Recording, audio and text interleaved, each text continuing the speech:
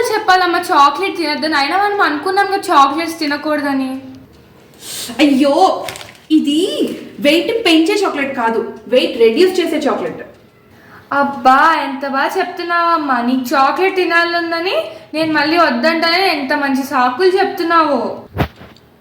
సరే నమ్మకు, నేను దీని గురించి ఎక్స్ప్లెయిన్ చేస్తాను. సో దీనిలో 2 రకాలు ఉన్నాయి. సన్స్ క్యాండీ ఏంటంటే బ్రేక్ఫాస్ట్ చేసే ముందు తీసుకోవాలి, and moons candy, so delicious moons candy ఇదేమో డిన్నర్ తర్వాత తీసుకోవాలి.